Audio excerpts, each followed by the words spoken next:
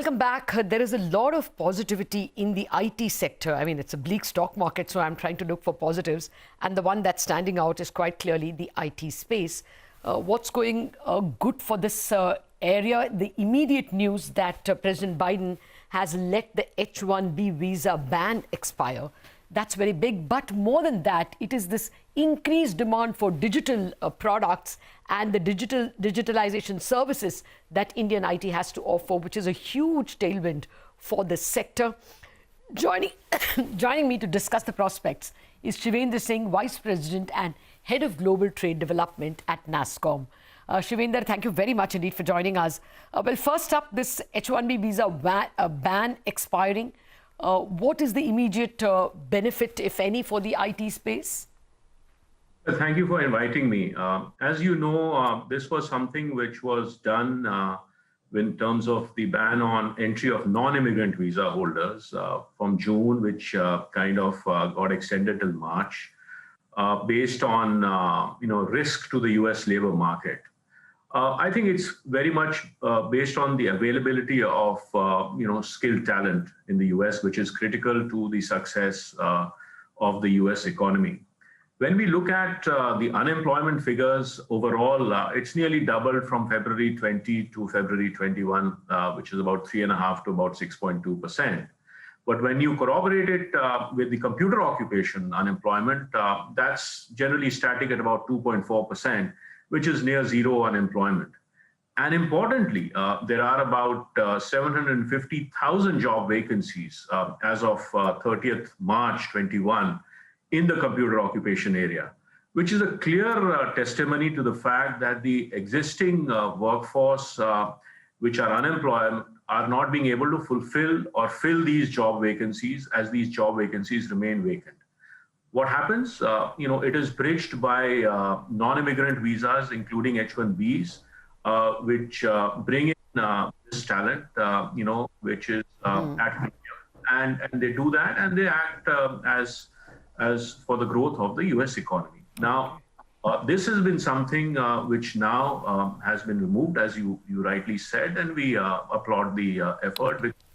At the end of the day, it's the ability of the tech companies to be able to do the kind of work to make American economy the great economy that it is. Yeah, Shivendra, that brings us straight away to the next question, which is hiring.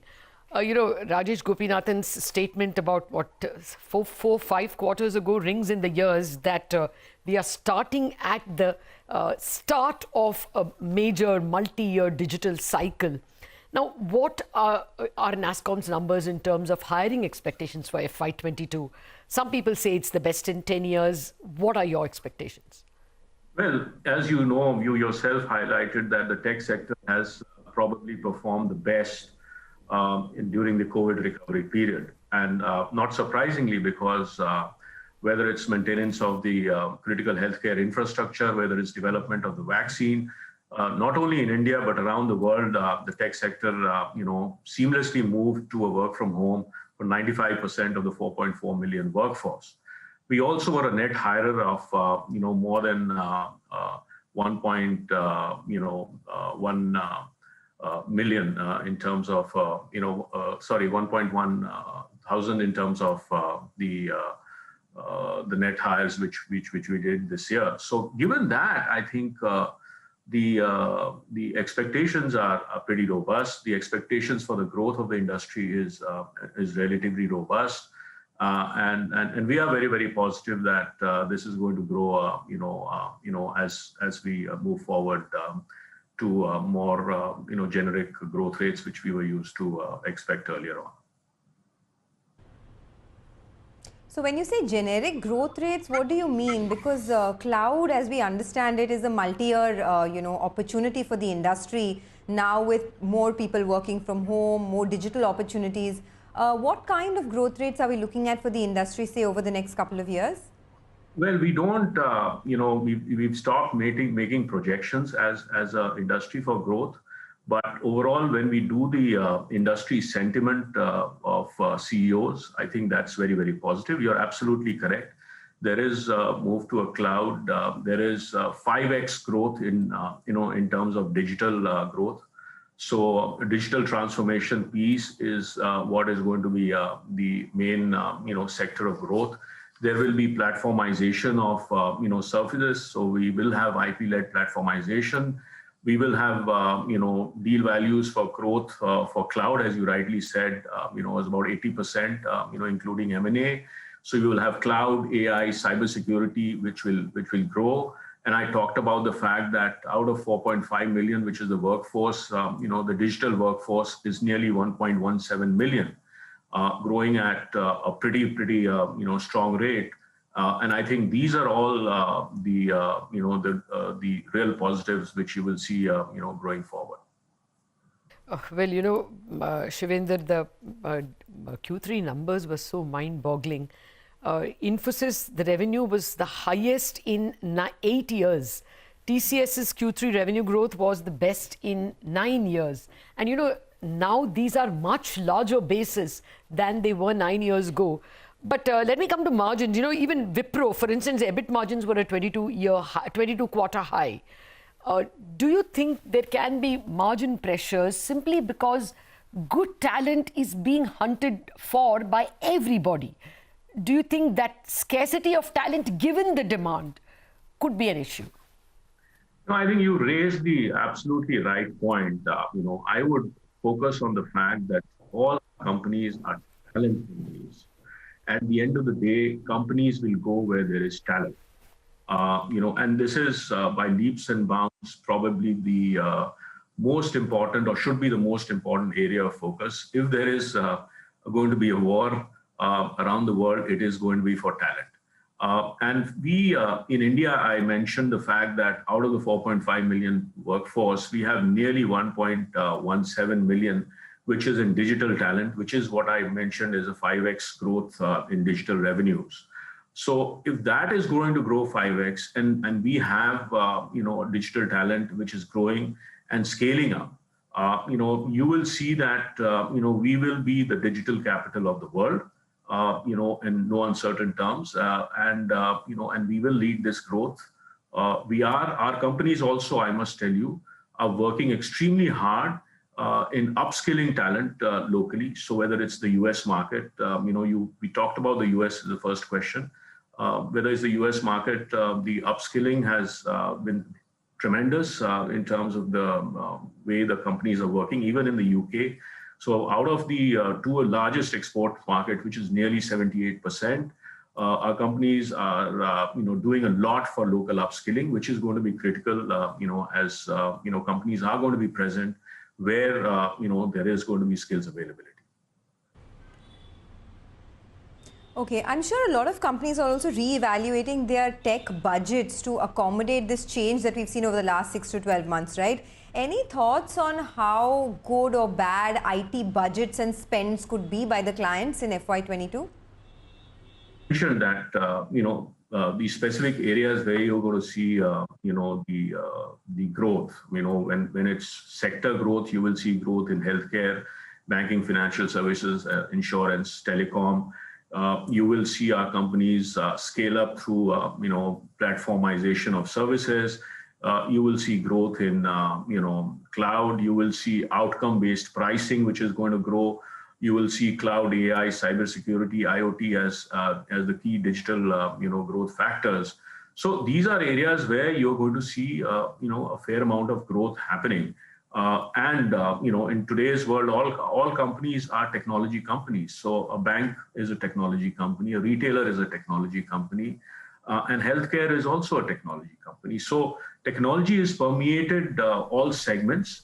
I think what is going to happen is, we have clear indications, as I said, that there is going to be growth in specific areas which I mentioned, and that is going to drive a lot of growth going forward. Okay. Shivendra, you mentioned the number 4.5 million workforce in tech companies. It was expected to be doubled to about 10 million by 2030.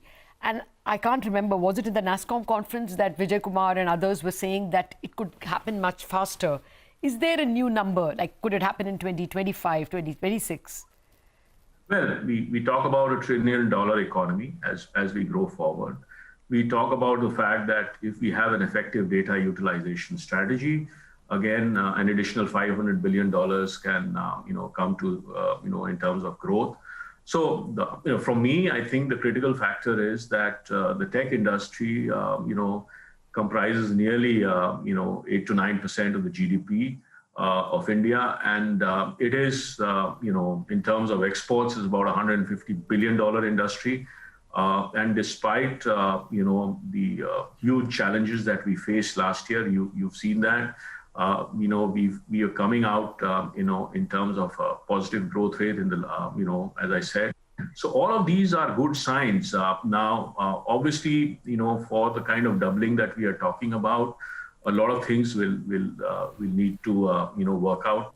And I'm sure, you will see growth, as I mentioned, in number of these, which will lead to, growth in, numbers. But one thing I must re-emphasize, I think, we talk about the supply side, which is digital transformation. I think, we are well placed, on the demand side in terms of employees and scaling up and digital employees, availability is going to be critical. So talent again becomes very, very critical as we move forward. And we are much better positioned, strongly positioned, I would say, able to, deliver and make the global economy, as good as it is in terms of. Just one final question. You spoke a lot about digitization and infotech jobs. Are BPO jobs also still flowing in? Obviously, I would say that, the numbers are going to be corroborated around those areas as well. Okay. And you are seeing specific growth in specific sectors. So there will be changes in that, but I would think that the segment overall, the IT BPM industry, as we call it, will grow. And most importantly, I think one of the things which does not get mentioned or is the fact that is the growth of the sector in its own right. It's importantly also, you need to see the growth that it brings for the client companies. Of course. A majority of them, more than 75% being Fortune 500 companies, to grow, create more jobs, be more sustainable, and grow the world economy. Absolutely. I think it's very, very critical, Yes, sir. Point taken. At the moment, all the IT companies are in the green, and only they are in the green, actually. The rest of the market is the deep sea of red. Thank you very much, Shivendra Singh, for joining us. Even if you haven't given us exact numbers, a lot of directional statements that are very useful for those of us who are watchers of IT. And more importantly, watchers of the Indian economy as well. When IT creates jobs, it's a growth multiplier for the economy itself. But at the moment, the market's not listening. It's only listening to what we heard in March of 2020, that some businesses are going to be closed. And so it's a 3.5% cut, a 1,200-point cut for the Nifty Bank. And the Nifty has been just spared the blushes, but not by much, 2% down. So 300 points gone, and we are now at 14,550 on the Nifty. We have a veteran voice joining us to perhaps cool the market's fears and tell us the medium term. Ramdev Agarwal, Chairman Motilal Oswal, joining us in a minute after this break.